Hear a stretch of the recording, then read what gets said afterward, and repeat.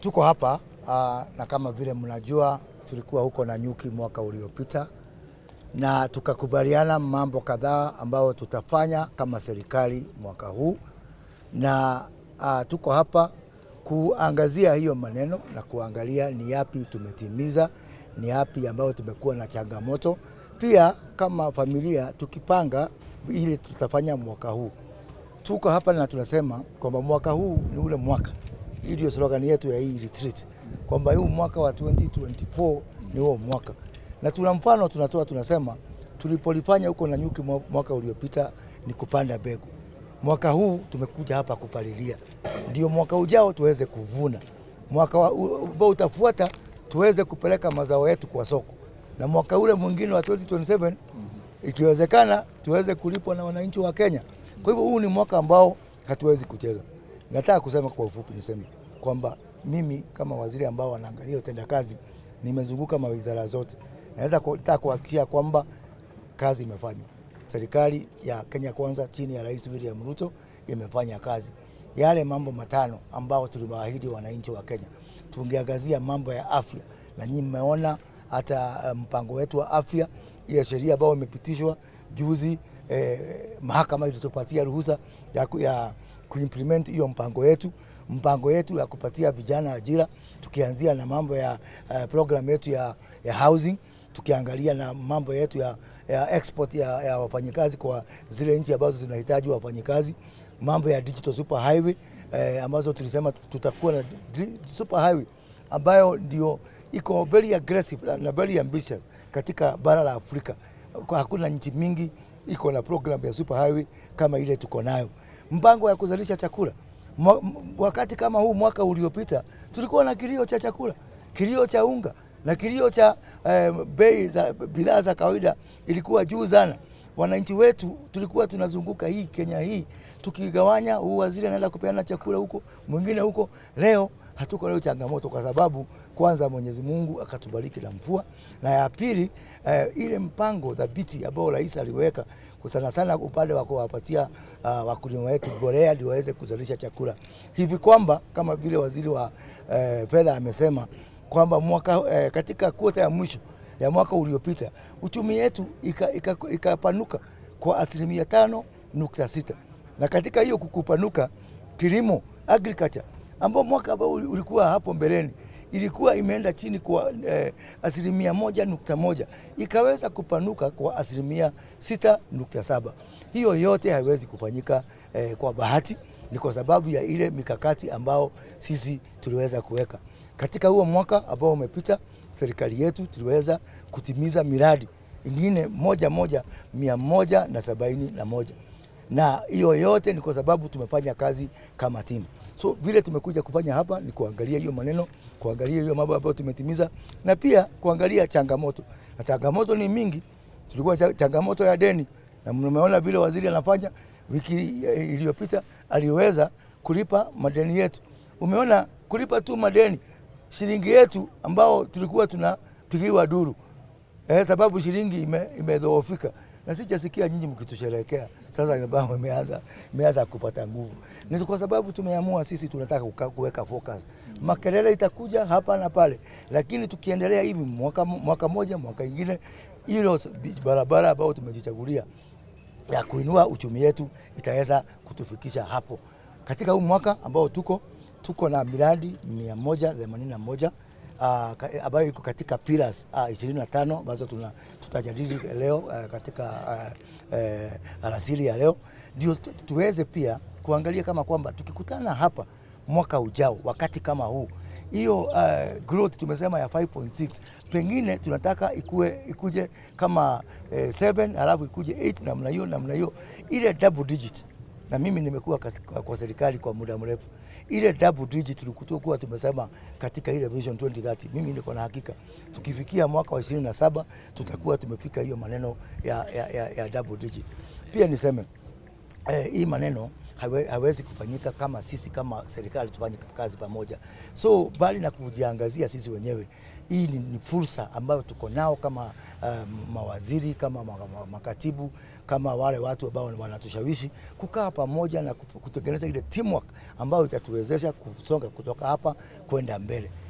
Ombi langu ni moja. Nyinyi tumekaa chini mpaka na watu wa mahakama. Mlikuwa mnasema haiwezekani. Mlituona tumekaa mpaka na Martha Koome. Tumekaa chini hata na ile tume huru ambayo iko kwa katiba.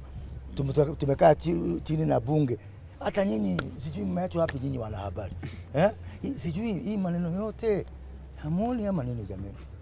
Mimi nawaombea Mungu aguze macho, mfunguke muone. Hata nyinyi vile kila mtu amesema kuna haja kila wakati, hatuna nchi nyingine. Hata nyinyi ni pati ya nchi. Kujeni tujadiliane, hata nyinyi kuna vile mnaweza kuchangia tusonge mbele pamoja. Unajua naambia profesa sasa rafiki yangu hapa. Unajua kila siku yeye anaona shilingi iko sawa, anaona amelipa deni na nyinyi mnaendelea kumchapa. Nikamwambia sijali, hata Yesu alipotembea kwa maji, nyinyi mliandika kwamba ameshindwa kuzama. So tunaambia nyinyi mkuje hata sisi tusonge pamoja. Asanteni sana. And the presentation I made, which His Excellency Prime CS mentioned this morning, was actually to actually show where is the economy as we see it now. How do we see it as we go into the budget preparations for 2024-2025? Where do we see it? And that is very, very important for us. Of course, you know there are drying constraints, and how are we resolving their drying constraints? So that is very, very important. But the first point that is coming up, and even the rains are also coming too, is actually to show that actually there's strong evidence to show that economic recovery is with us. And that starts from the last quarter of 2023. And I did actually try to mention in area meetings that we have a growth of 5.6% in that quarter. It means that it averages the growth in the whole of 2023 to about 5.5 to 5.6. That is for a strong growth. If you look at the average in Africa, the world average is actually coming to 3.1%. That is a very, very important dimension in terms of evidence of recovery. But then the next question is, how do we support that recovery? And how do we see that recovery and even growth momentum building up in the next coming months and even for the next year? The first is actually to support the economy through, of course, statutory payments that have been lagging behind, for example, to the counties, to the CDF. We have done that. We paid 10 billion to the CDF because the MPs were actually saying they were already having constraints, but of course we were having that constraint because of liquidity stress. And we actually made a commitment to be paying 10 billion every month. So we have already paid 10 billion. The second one was actually the county governments themselves, and we did pay that 1.8 billion. And we actually we only have 1 month lagging, and we are going to be up to date. For us, that is very, very important. And the third payment was actually pension, which we have actually paid close to 21 billion. And we have also 24 billion to go. We will have promised to be up to date. Those are very important because they support the day-to-day expenses and they support the momentum for growth. That for us is very, very important. What we see going forward and what is likely to consolidate that growth, that economic recovery.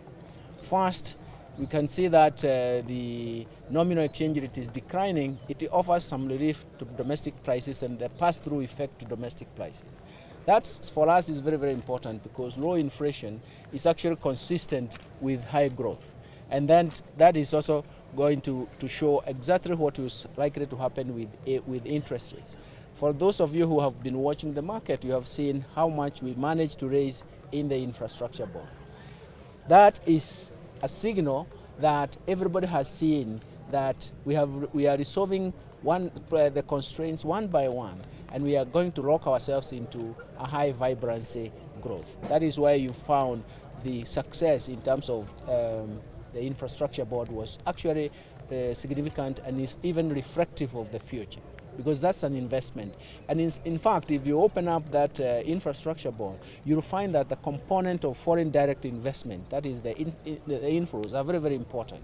And those are the ones that are also pushing the exchange rate to appreciate. It will discover its own level. And once it discovers its own level, we are actually going to see the next price, relative price or price we're going to look at is the interest rate structure. A combination of the inflation coming down, the nominal exchange rate finding its balance is going to ignite actually growth. Strong growth will come. So the momentum for growth is actually very, very important. Don't forget that once the nominal exchange rate is actually predictable because it has resolved itself, interest rates are low and the inflation is coming down. It's a combination of lowering cost of living but raising the expectations for investment, and that is what drives the momentum for growth and the vibrancy of the economy. We are quite optimistic about this because we have analyzed massive data about and we have seen what is really happening for us in the future, and that's why we are meeting here, is to package future reforms that are actually going to signal fiscal consolidation for us, and that's the direction we are going to move. Fiscal consolidation will provide resources required, but more importantly, it is actually going to encourage the targeted sectors that we really wanted in the value chain that we wanted to develop and push them further to completion, and that is where vibrancy is going to come from. So we are optimistic. We have spent the day yesterday there was the first portion of it, which involved the Kenya Kwanza Parliamentary Group being part of the conversation and focusing largely on the legislative issues that are critical for the good delivery of services to the people of Kenya. So that was completed yesterday. And then we also had an opportunity to look at the various sectoral areas as defined in the Nanyuki retreat. From the Nanyuki retreat, there were 5 specific cluster groups, cross-cutting cluster groups that were created, and our planning has been revolving around those cluster groups. So today in the morning, we have had a broad overview from the Treasury on matters economy and where we stand. Over and above that, we have had an opportunity to also listen to a report from the Council of Governors, led by their chairperson, so that, because as you know, Kenya Kwanza is a strong believer of devolution. And devolution continues to remain the jewel in the crown of our 2010 Constitution. So we brought them in to have a conversation with the Kenya Kwanza executive so that we can allay several fears. One, the notion or the narrative that Kenya Kwanza is anti-devolution. That must be dead and buried. That is not the truth.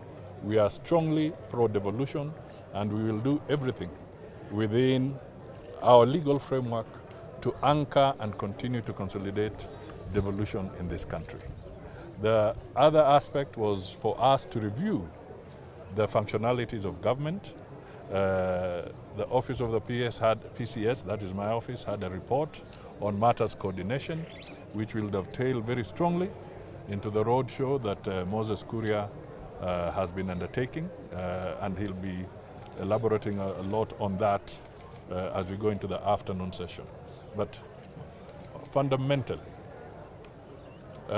we want to make sure that our effort to deliver and our desire to deliver services to the people of Kenya is coordinated, cost-effective, and prudent. This is the whole objective. We also want to underscore the fact that the President of Kenya has catapulted Kenya at a very, very high level in the international arena.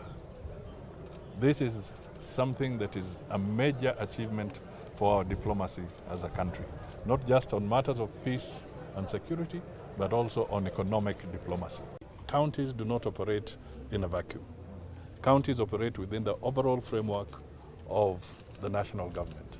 So they had a desire of a certain figure, but it is all, as we said, we want to manage prudently, realistically, and within our means. So we've had that conversation, and it will be a continuous and ongoing conversation. But most important, the economy is stabilizing, and as we speak now, the the county governments have received their portion up to January, and as the Minister for Finance has said, it is our desire that by February we shall be current.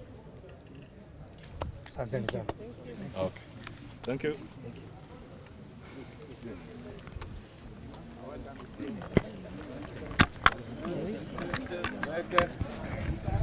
Thank you.